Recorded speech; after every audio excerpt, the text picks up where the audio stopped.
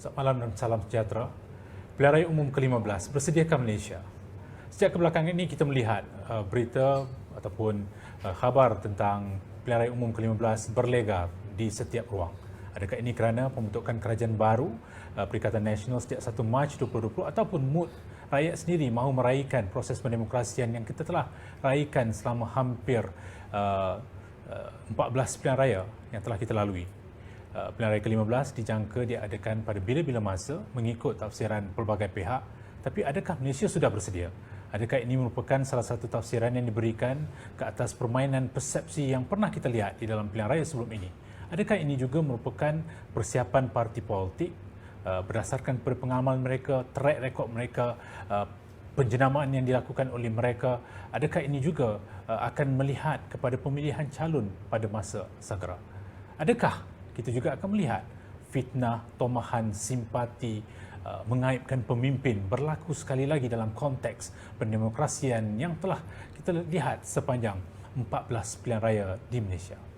Kalau kita perhatikan secara keseluruhannya, proses pendemokrasian sering kita raikan, rakyat diberikan peluang untuk memberikan mandat kepada kepimpinan dan juga parti politik yang mereka rasakan perlu mentadbir urus negara ini.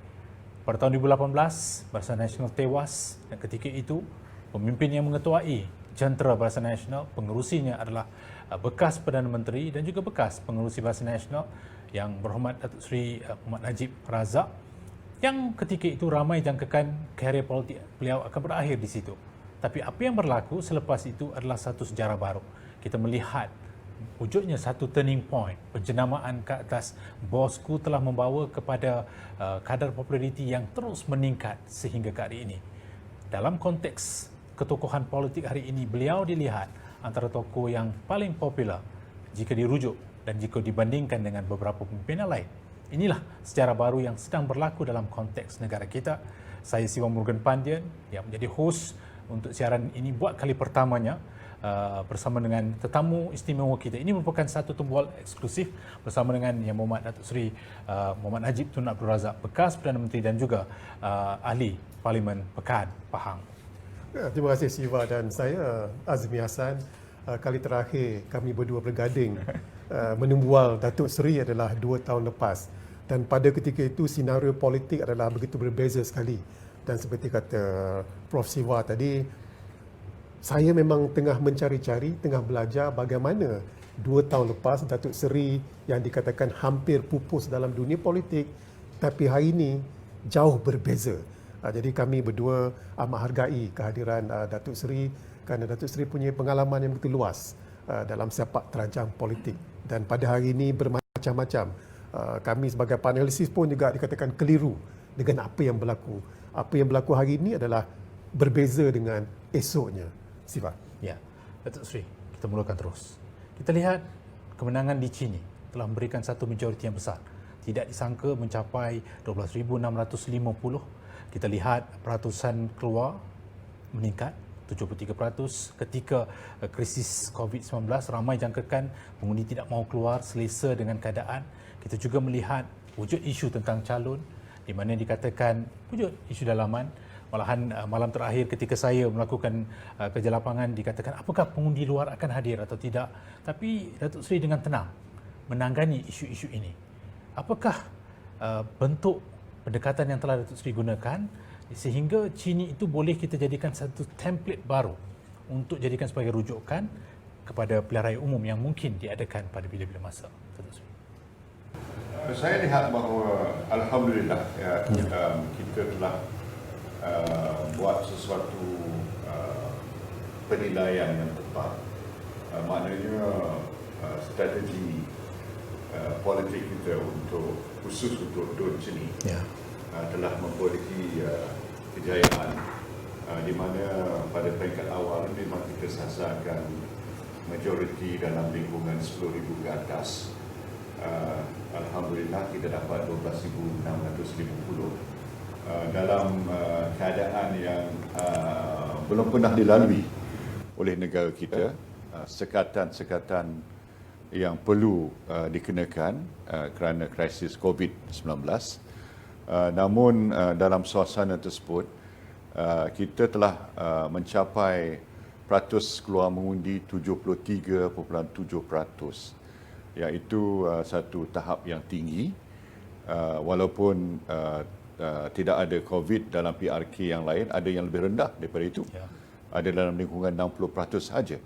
Tapi ini menunjukkan bahawa kita telah menimbulkan satu keadaan di mana pengundi-pengundi ingin balik, terutama pengundi luar, balik mengundi, di mana walaupun kita sasarkan lebih kurang 5,000 lebih saja pengundi luar akan balik, tapi apa yang kita dapati pada hari mengundi, lebih kurang 2,500 tambahan balik. Dan kebanyakan mereka yang balik ini belum tak masuk dalam senarai, tapi mereka balik. Ini satu perkembangan yang agak begitu menggalakkan. Selain daripada itu, kita telah memilih seorang calon, sebab saya tahu bahawa berdasarkan pada pengalaman saya, kalau PRK fokus tu kurang pada isu nasional, tapi lebih pada isu tempatan, khususnya soal calon. Jadi calon tu akan diteliti daripada segenap aspek, buruk baik, kelemahan, kekuatan, dan kalau tak ada isu pun akan diadakan isu macam-macam. Jadi saya punya kriteria memilih calon tu, calon yang tak bawa banyak masalah, ataupun the most acceptable, boleh penerimaan yang menyeluruh, yang terbaik dari sudut itu. Jadi dan kita pun ambil kira ada satu perkembangan di mana khususnya dalam rancangan Felda ni, bahawa generasi kedua ni ingin melihat seorang daripada golongan mereka tampil ke hadapan. Mereka sudah sampai pada masanya. Jadi kalau kita tak pilih seorang daripada generasi kedua, mungkin mereka tidak akan balik mengundi, ataupun orang tempatan pun tak akan mengundi. Jadi ini saya lihat memang ada unsur-unsur tu. Saya dah dengar dia punya di hujung telinga saya. Jadi sebab itulah antara sebab kita memilih saudara Muhammad Syarim, yang umurnya dalam 41 tahun, aktif dalam pemuda, Ketua Pemuda Cawangan, AJK bahagian Pekan, dan juga pengurusi Majlis Belia Felda wilayah Kuantan. Maknanya dia lihat sebagai mewakili generasi baru, tetapi dia diterima oleh generasi pertama juga. Sebab dia ada kelebihan, dia pembantu kepada arwah Datuk Bakar Harun. Jadi dia kenal selok-belok politik sana, watak-watak dalam kawasan Don Ceni, dia kenal. Jadi tidak timbul bahawa dia ni tiba-tiba muncul. Tidak, dia orang yang terkenal lah, boleh kata, di kalangan pengundi-pengundi di kawasan Don Ceni. Datuk Seri, ada yang mendakwa kemenangan di Cini itu adalah di bawah label Perikatan Nasional.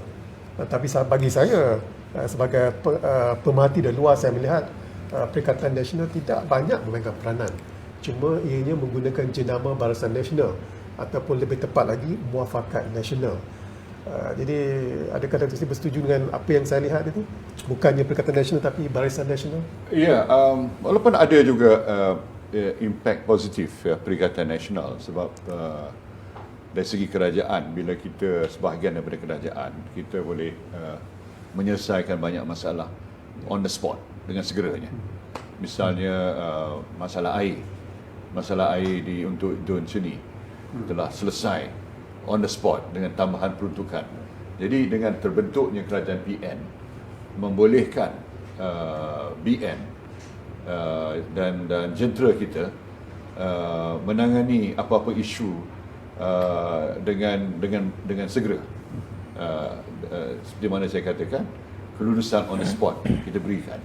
Ini menambahkan keyakinan pengundi, ya, satu. Tapi yang lebih pada itu, maknanya BN merupakan jenama dan logo yang masih produk yang masih popular, masih dekat di hati rakyat. Tambah lagi kalau kita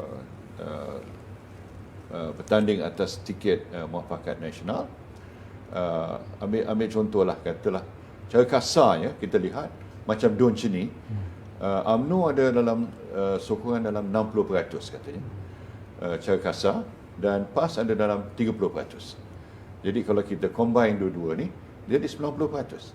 Yang ada yang tinggal cuma dalam ialah tak sampai 10% pun yang tak terima sama ada PAS ataupun UMNO.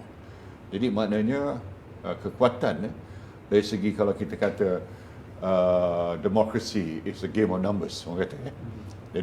Jadi maknanya UMNO 60%, PAS 30%, we have the numbers.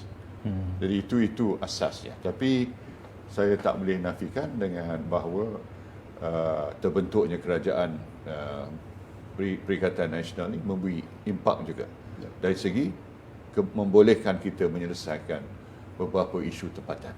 Tapi Datuk Seri, daripada BN kepada MN, Muafakat Nasional, kemudian PN, Perikatan Nasional, bermakna adakah pengundi tega yang setia pada parti BN selama ini bersedia untuk menukar naratif mereka daripada Muafakat Nasional? Mungkin selepas kita lihat apa yang berlaku pada tahun 2018, telah diperkukuhkan hubungan di antara UMNO PAS. Itu saya rasa satu proses yang panjang. Hasilnya kita dah lihat di Semengih, di Tanjung Piai, di Kemanis dan kemudian di Chini. Adakah jika sekiranya Perikatan Nasional itu masih mahu dibawa, apakah pengundi yang setia pada Barisan Nasional ini bersedia dengan logo baru pada Perikatan Nasional? Kalau dalam masa yang pendek ni, saya rasa masih amat sukar. Kalau kita lihat dari segi advantage memang pada BN dan Muafakat Nasional dalam jangka pendek, ya. Dan keserasian pengundi lebih pada BN dan Muafakat Nasional, terutama sekali di kawasan luar bandar ataupun the Malay Heartland. Itu satu kenyataan yang sukar ditolaklah. Itu hakikatnya. Namun Perikatan Nasional ni adalah satu yang baru lagi. Masih lagi tertanya-tanya di kalangan pengundi lah. Apakah sebenarnya hala tujunya, bagaimana dia boleh dipersesuaikan dengan BN, dengan MN, terutama sekali pembahagian kursi. Ini saya lihat sebagai satu yang agak sulit lah dalam penentuan, sebab akhirnya apakah formula yang kita buat, dia bergantung pada pembahagian kursi. Betul. Ya. Saya setuju. Pembagian kursi akan menjadi masalah utama dalam hal ini. Kalau kita ikut pada PRK 5 yang lepas, tak ada masalah antara Muafakat Nasional kerana ada benchmark PRU 14. Kalau PAS bertanding, UMNO Barisan Nasional bertanding, siapakah yang mendapat undi yang lebih? Tapi dalam hal Perikatan Nasional, dia berkecamuk sikit sebab masuk splinter PKR, Datuk Seri Azmin, ada PPBM dan juga ada dikatakan bekas-bekas UMNO yang telah keluar daripada UMNO. Jadi itu menjadi masalah. Adakah pembagian kursi ini akan menjadi titik tolak sama ada ataupun tidaknya PN menjelang PRU 15? Ya, saya inilah paling besar, yang paling mencabar sekali. Sebab tu kalau berdasarkan pada Muafakat Nasional, dia lebih mudah lagi dilihat untuk dilakukan pembahagian kursi. Bukan saja dalam konteks PRU 14, tapi ada juga negeri-negeri di mana mungkin PRU 14 ni bukan satu benchmark, tapi mungkin kena ambil lebih lama lagi perspektif dari segi sejarah. Sebab ada negeri itu dia bertukar sekali UMNO, dua kali UMNO, sekali PAS, dua kali UMNO, sekali PAS. Jadi macam itu dia memerlukan model yang agak berlainan sikit lah dalam penentuan pembahagian kursi. Namun belum ada lagi sesuatu yang boleh dikatakan formula yang boleh memberi kepuasan pada semua pihak pada masa inilah, walaupun usaha sedang berjalan. Bagaimana dengan Barisan Nasional, Datuk Seri? Kita lihat parti komponen yang lain seperti MCA, MIC, dan mungkin akan ada parti-parti yang menjadi mesra kepada Barisan Nasional. Bagaimana kedudukan mereka dalam konteks muafakat nasional walaupun mereka juga terlibat dalam memeterai perjanjian MOU tahun lepas. Ketika pengagihan kerusi ini, apakah kita akan masih menggunakan formula lama pada tahun 2018 ataupun 2013 ataupun akan ada satu formula baru?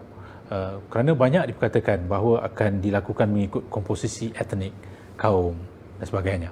Apakah itu akan muncul semula dalam konteks ini? Barangkali kita perlu kepada formula baru, percaturan semula. Sebab dinamik politik tu berubah. Ya, sentimen berubah, komposisi kaum berubah. Jadi kalau kita gunakan berdasarkan pada PRU 14, mungkin dia tidak mencerminkan keadaan sebenarnya. Jadi itu sebab tu kita kena fikir balik parti mana yang paling sesuai, memberi peluang yang paling tinggi sekali untuk memenangi sesuatu kursi itu. Yalah, BN selalunya bargain, negotiate BN, and you have someone to mediate. Dalam konteks ni kita juga mahu melihat di manakah masa depan BN selepas ini bila ada muafakat nasional, dan jika sekiranya Perikatan Nasional mahu terus diangkat ke atas, apakah Barisan Nasional akan berkompromi dan berkorban? Dalam konteks ini, siapakah yang perlu berkorban, siapakah yang perlu berkompromi akan menjadi satu agenda besar. Kerana saya percaya PAS memang sudah jelas kerusi yang mahu mereka tandangi. Mungkin tidak akan mengganggu kursi-kursi UMNO ataupun kursi yang telah BN kuasai selama ini. Tapi sudah pasti akan wujud pertembungan dalam BN sendiri dan juga dengan bersatu, satu komposisi yang ataupun entiti baru. Siapa yang perlu berkorban dan siapa yang perlu berkompromi? Ini yang saya kata yang rumit, yang belum kita dapat satu formula yang tuntas. Ya. Memerlukan masa dan boleh dikatakan semua pihak tak akan dapat apa yang mereka nak. Dia mesti, kalau kompromi ini semua kena kompromi. Ya. Tapi soalnya sama ada kompromi di kalangan pimpinan atas satu, kompromi yang boleh diterima di peringkat bawah.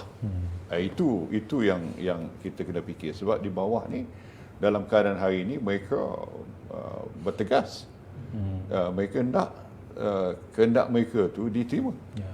Kalau tidak mungkin ada calon bebas dan sebagainya. Jadi formula tu tidak semudahnya. Maknanya bukan saja persefahaman di peringkat atasan, pimpinan atasan, tapi dia mesti reflect, dia mesti mencerminkan apa yang kita putuskan di atas boleh diterima di peringkat bawah. Ya, itu masalahnya Datuk Seri. Apa yang diperkatakan oleh pemimpin tidak mencerminkan kehendak yang di bawah itu. Kenapa saya berkata demikian adalah terdapat pencanggahan maklumat ataupun kenyataan yang dikeluarkan oleh pemimpin UMNO sendiri mengenai kepimpinan, siapakah Perdana Menteri, mengenai bilakah pilihan raya yang sepatutnya dia akan lakukan. Kerana bagi saya, kerajaan yang ada pada hari ini mempunyai manfaat, advantage jikalau pilihan raya diadakan pada hari ini. Sebab itu kerajaan PAP Singapura memanggil pilihan raya lebih awal. Jadi saya sebagai orang luar tak nampak dalam Perikatan Nasional ada satu suara dalam panggilan pilihan raya PRU 15 ini.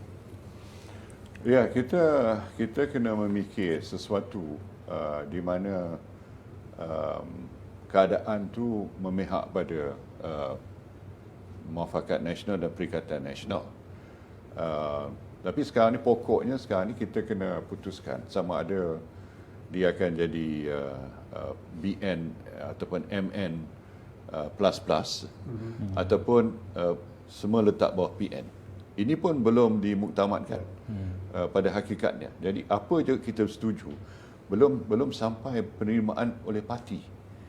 Jadi kalau kita nak membentuk satu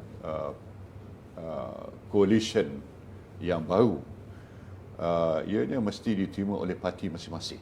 Macam UMNO, dia kena bentangkan pada UMNO.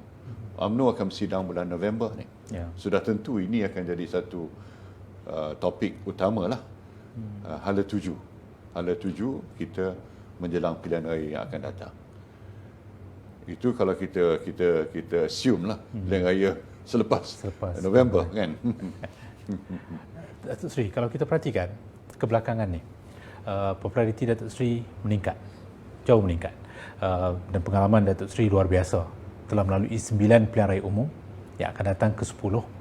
Dan sebagaimana yang Prof Hazmi katakan tadi, bagaimana pada tahun 2018, 2020, dua sejarah yang berbeza. Daripada jangkaan bahawa berakhirnya penghayatan ke atas tali hayat sebagai seorang ahli politik, tetapi tiba-tiba muncul semula. Dan kita lihat media yang digunakan adalah media sosial. Seolah-olah media sosial itu sudah menjadi media arus perdana. Dan dalam media sosial ini juga kita lihat ramai nanti apakah yang akan dihibahkan, dikeluarkan oleh Datuk Seri. Dan kita lihat followersnya ramai, komennya banyak. Dan adakah Datuk Seri rasakan bahawa apa yang berlaku dalam media sosial, khususnya dalam konteks Facebook Datuk Seri, akan diterjemahkan dalam bentuk pengundian dalam pilihan raya akan datang? Pada umumnya, boleh dikatakan bahawa sentimen netizen ni boleh dianggap sebagai mencerminkan keadaan sama ada seorang tu popular ataupun sebaliknya. Ya. Sebab bukan saja dari segi followers kita, tapi kita kena menghayati komen-komen. Komen-komen tu mencerminkan isi hati sebenarnya rakyat. Macam saya tak pakai cyber troopers. Saya tak ada cyber troopers. Langsung. Zero. Ya. Dan saya telah menyatakan bahawa posting-posting saya ni mesti berdasarkan pada fakta, dan saya nak posting saya becomes the gold standard. Maknanya kalau ada apa-apa isu tu, dia boleh refer, dia boleh rujuk pada posting saya, nak mendapatkan pencerahan berdasarkan pada fakta yang sebenarnya. Saya tidak main kasar, saya tak hentam ikut perasaan, saya tak attack peribadi. Saya kata itu gutter politics. Saya tidak buat perkara seperti itu. Saya hendak ini sebagai the absolute gold standard. Maknanya orang boleh terima inilah, melainkan mereka boleh menunjukkan fakta yang berbeza ataupun fakta yang lain yang menafikan apa yang saya konten saya tu. Tapi setakat ni alhamdulillah semua yang saya masukkan tak dapat disangkal. Ya. Tak dapat disangkal. Jadi bila tak dapat disangkal, maknanya lama kelamaan orang terima lah. Hari ini mereka terima as kalau apa-apa pun dia rujuk pada posting saya. Ya. Tak, betul. Saya akur bahawa apa yang Datuk Seri tulis itu bukan ada ghostwriter. Maknanya Datuk Seri yang tulis sendiri. Yang terbaru Prof Siva yang kata late slow sangat ni. Ya, ada jenaka di situ, tapi ada fakta-fakta yang memang betul. Yang dikatakan sebagai gold standard Datuk Seri. Tapi masalahnya, saya melihat Datuk Seri berseorangan di alam siber. Pemimpin-pemimpin UMNO lain tak ada yang boleh membuat perkara yang lebih kurang serupa. Jadi di mana masalahnya situ? Saya tak pasti, tapi saya selalu menggalakkan daripada dulu waktu saya jadi Presiden UMNO pun.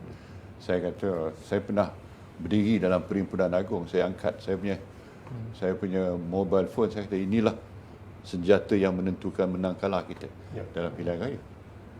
Dan hari ini media sosial dah jadi arus perdana, tak dapat dinafikan. Jadi kalau siapa menguasai media sosial, dia akan menguasai hati dan fikiran rakyat.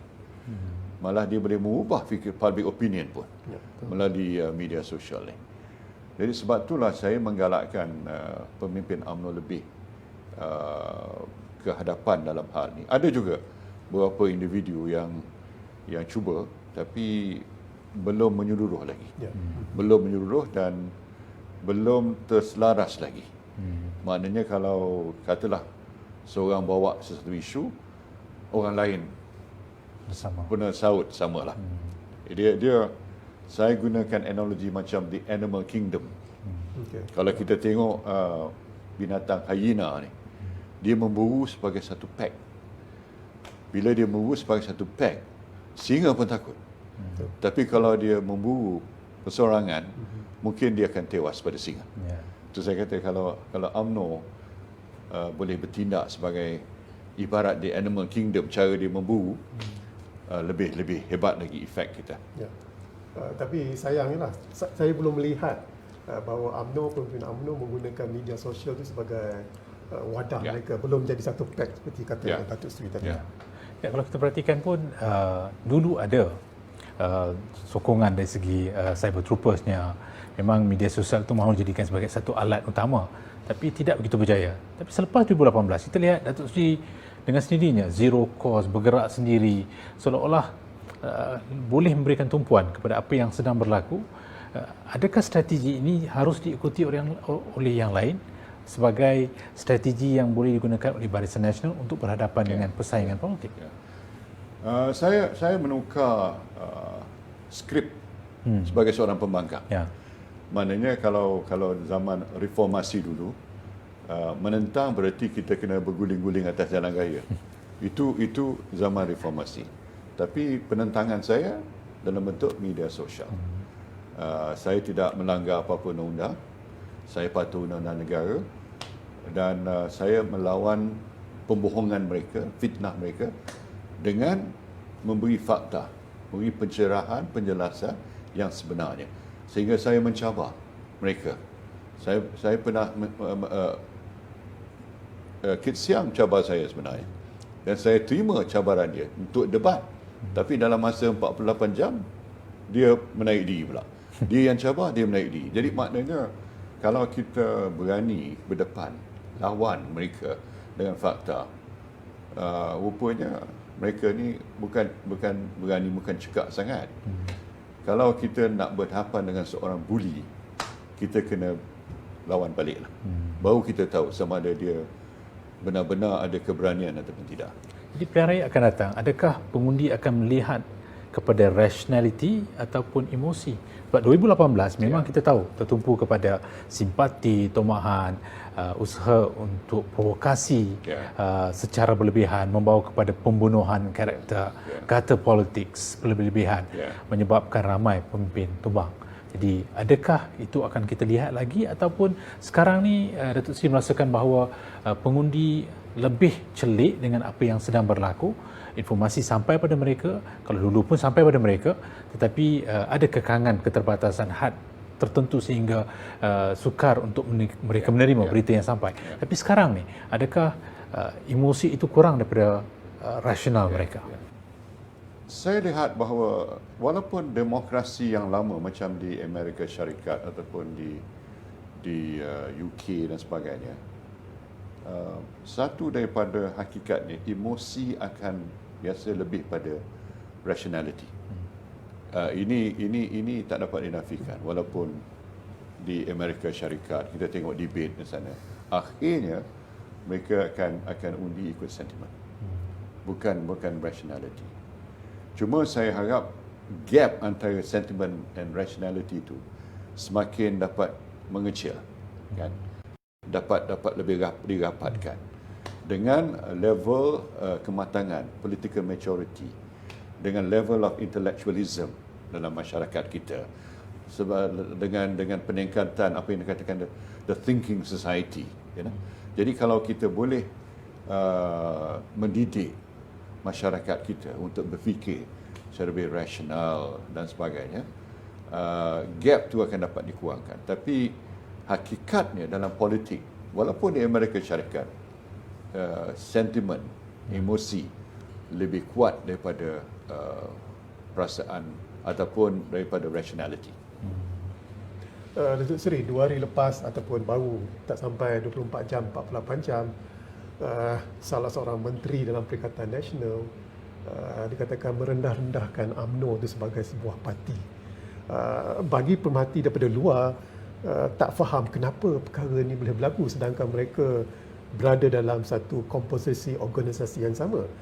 Jadi adakah perkara ini dilakukan secara tidak sengaja ataupun ada objektif-objektif tertentu kenapa kenyataan sedemikian yang sensitif dikeluarkan?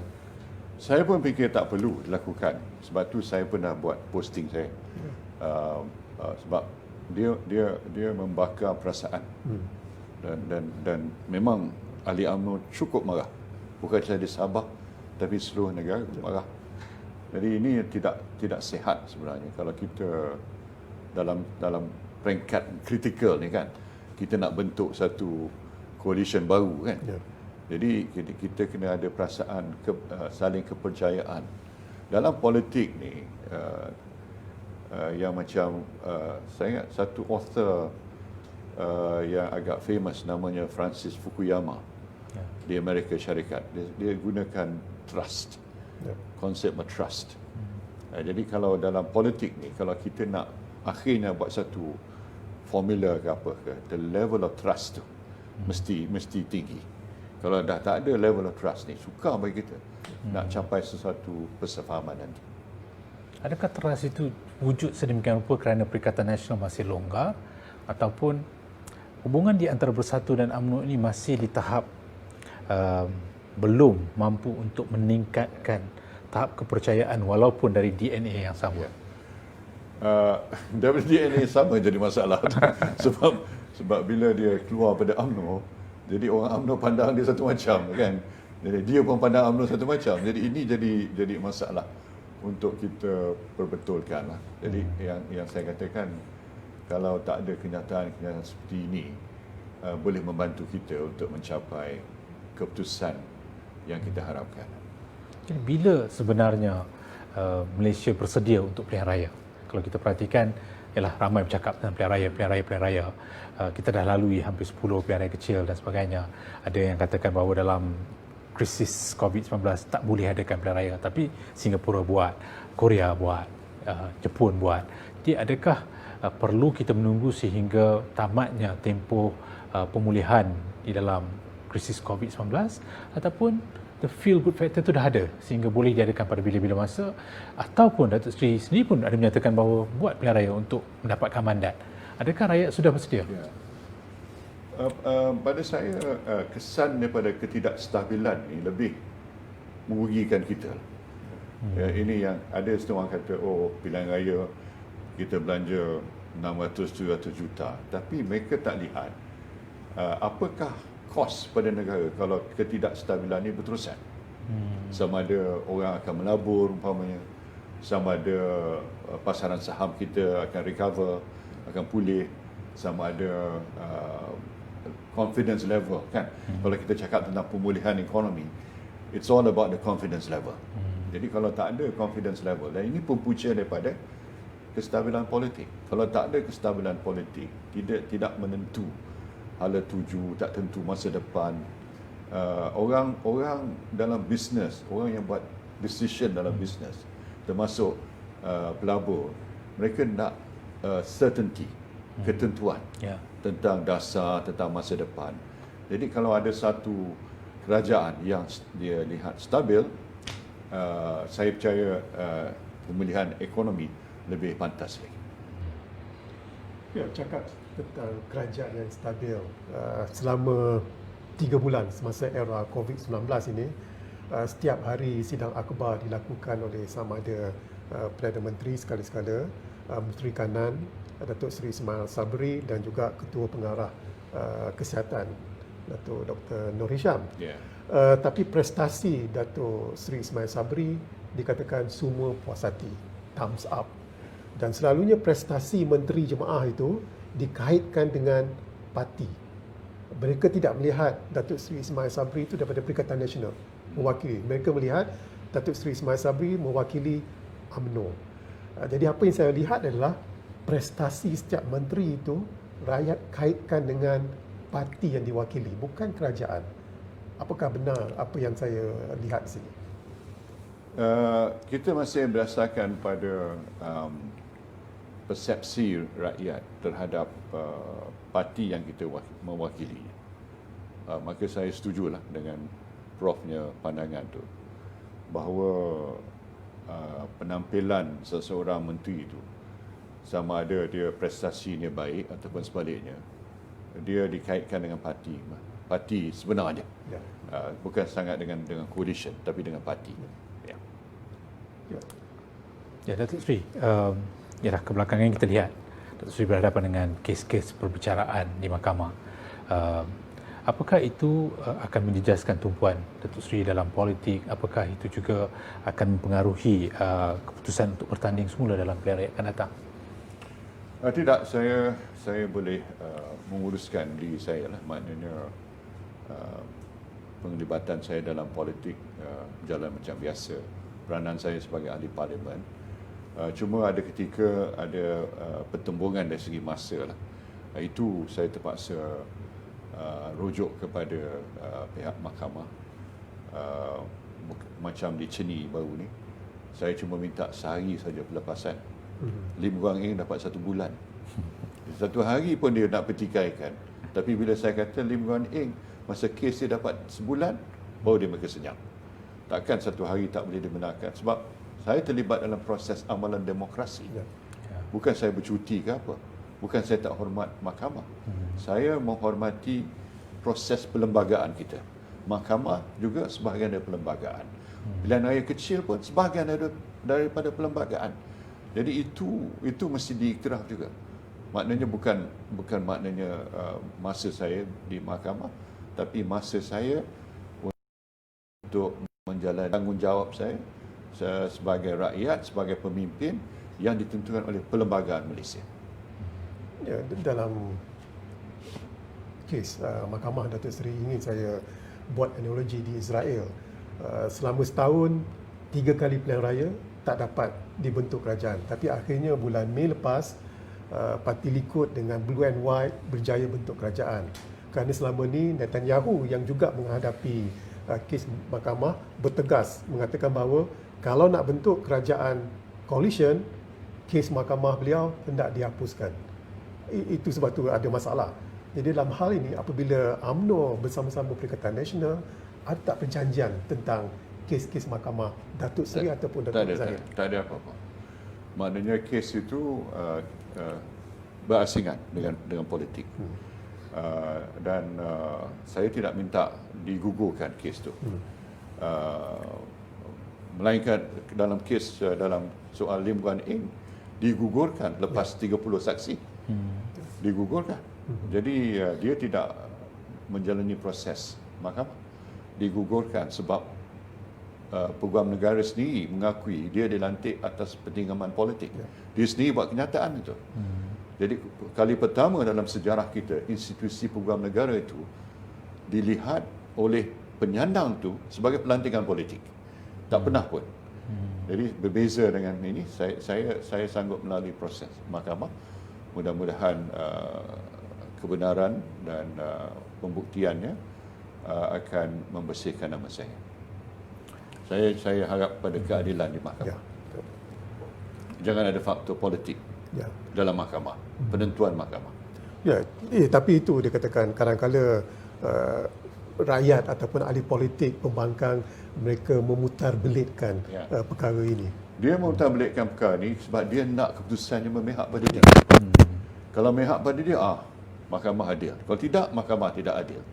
Tapi bila sampai kes Lim Guan Eng ditarik balik dan banyak kes-kes pemimpin dia digugurkan ataupun tidak diteruskan pendakwaan, tak pun sedap. Bila sampai pada orang UMNO, tak boleh. Ini orang kata double standard ataupun hipokrisi yang mereka perlihatkan. Ini saya dah jawab dalam saya punya posting-posting saya. Saya dah buat perbandingan satu persatu. Jadi apa yang UMNO harus lakukan bila melihat suasana seperti ini supaya ia tidak mengganggu motivasi ataupun keazaman untuk berhadapan dengan pesaing politik dalam pilihan raya akan datang?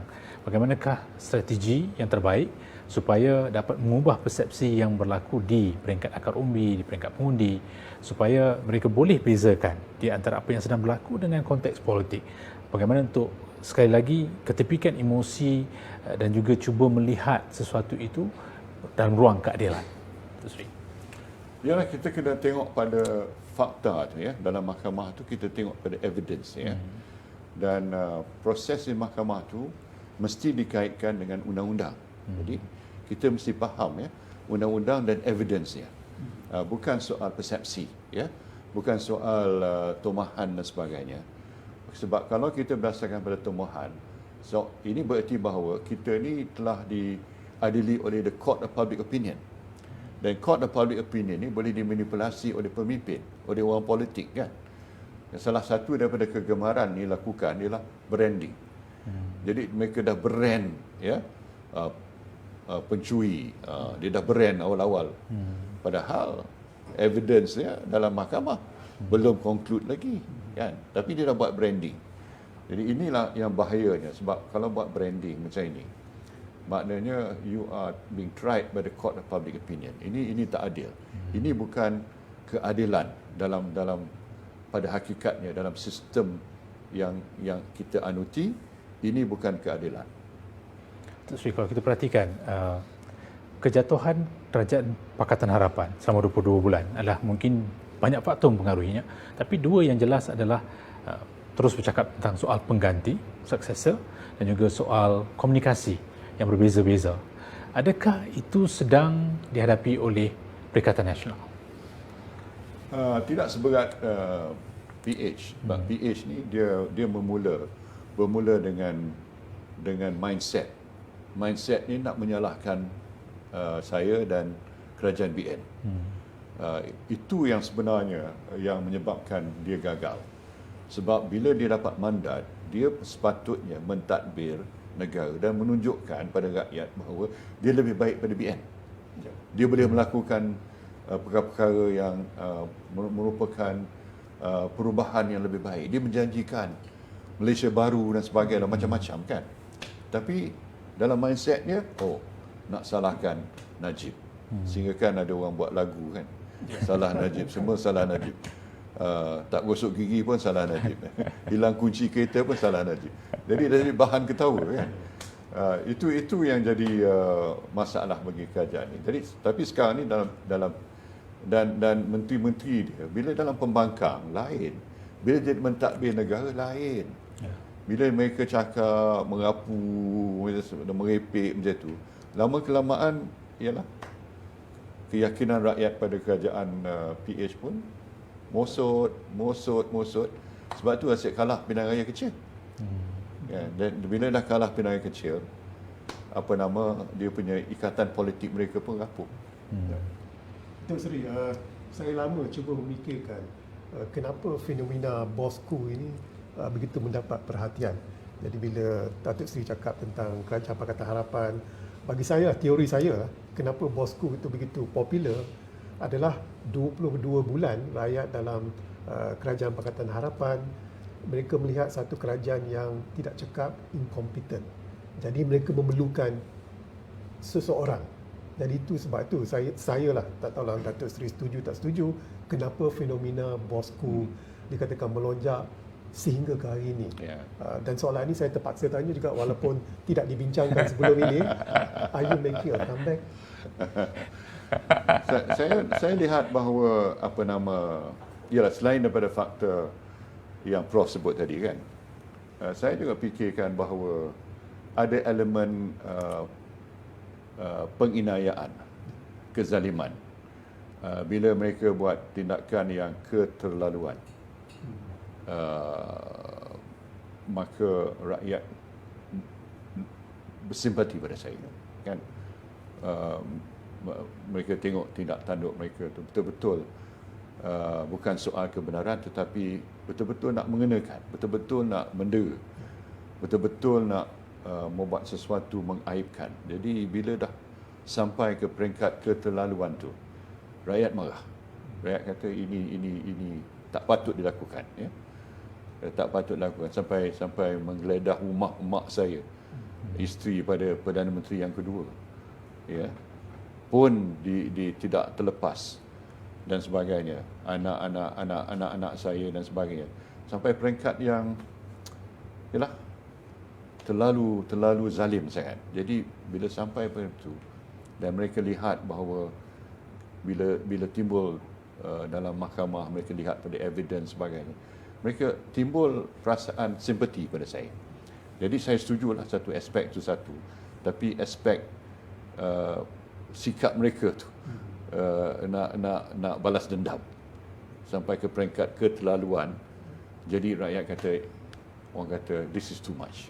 Jadi sebab itulah ada reaksi simpati yang saya sendiri tak duga sama sekali. Saya tak fikir akan berlaku fenomena POSCO ni. Adakah fenomena itu akan digunakan sebagai satu alat kempen pemasaran penjenamaan dalam pilihan raya akan datang, Datuk Seri?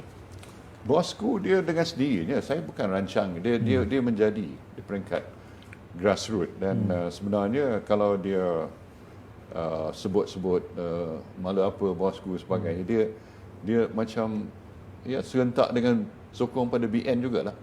Dia tak ada sesuatu yang berlainan, tetapi dia boleh complement BN.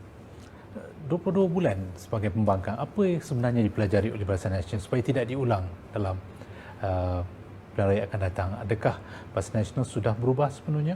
Boleh memberikan keyakinan, kepercayaan kepada pengundi di luar bahawa Barisan Nasional yang anda lihat ini adalah berbeza, supaya tidak lahir defisit kepercayaan dan meyakinkan bahawa Barisan Nasional inilah yang sepatutnya mengemudi jika tidak ada Perikatan Nasional, tapi inilah formula baru, satu tawaran baru, a new deal for Malaysia to make Malaysia greater than before. Adakah Barisan Nasional sudah bersedia untuk menyalurkan mesej tersebut kepada pengundi? Ada satu hikmah kekalahan kita. Mereka boleh banding zaman BN dan zaman PH. Ya, sebab itulah ungkapan yang paling popular, antara yang paling popular dalam media sosial adalah kami rindu zaman BN. Jadi makna itu dah ada dari segi sentimen. Sekarang ni mereka dah tahu BN lebih baik. Cuma pada saya BN masih ada ruang yang perlu ditingkatkan lagi, diperbaiki lagi supaya kita sedar bahawa kita perlu menunjukkan tahap kebolehan, kompetensi yang Prof sebut tadi jauh lebih tinggi daripada PH, supaya keyakinan rakyat tu berada di tahap yang lebih tinggi lagi. Adakah pemilihan calon akan berbeza? Dia kena buat perubahan jugalah. Salah satu ialah untuk memilih pemimpin yang mewakili generasi baru untuk ditampil ke hadapan, diberi tempat, tapi mereka ni mestilah ada kebolehan dan mereka ni mestilah melalui proses peningkatan ataupun kenaikan. Dia kalau terlalu mendadak sangat pun jadi dia belum bersedia lagi lah untuk menjandang jawatan yang lebih tinggi. Kita sudah sampai hampir Satu lagi nak tanya. Satu lagi, Ini okey. kena tanya macam mana Okey. pun. Ada satu pasukan tu menunggu 30 tahun untuk menang, Datuk Seri. Tapi kita sebagai penyokong Manchester United pasti menghormati kemenangan mereka. Ialah 30 tahun Liverpool menunggu untuk menang dan akhirnya menang. Jadi mungkin ada pesanan kepada penyokong Liverpool dan juga kepada penyokong Manchester United kita. Pada Liverpool, saya tengok penyokong Liverpool ni setia juga. Ya. Mereka tunggu lama. Termasuk anak saya, anak perempuan saya, dia memang fanatik Liverpool. Dia tak pernah dia pernah selalu sebut saya, Liverpool is the team of the future, dia kata. Lama dulu sebut, tapi akhirnya sampai juga. Maknanya satu pengajaran, maknanya kalau kita setia dan kita committed, akhirnya kita boleh berjaya juga. Itu satu pada kita.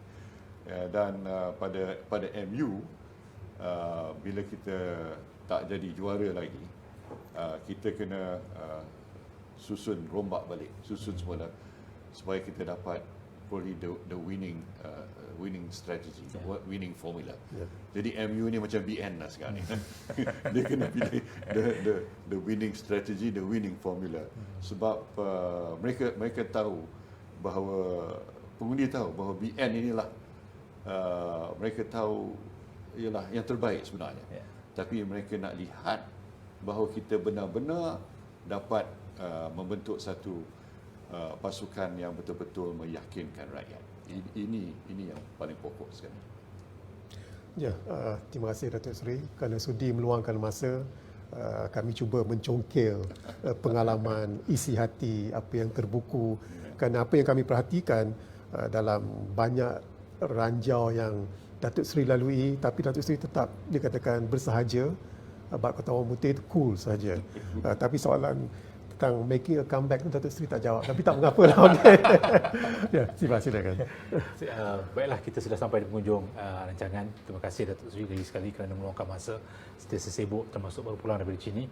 Kami hargai masa tersebut dan juga kepada penonton. Terima kasih kerana mendengar dan anda boleh lontar apa saja komen yang mahu dilontar tapi lakukan secara bertanggungjawab. Terima kasih.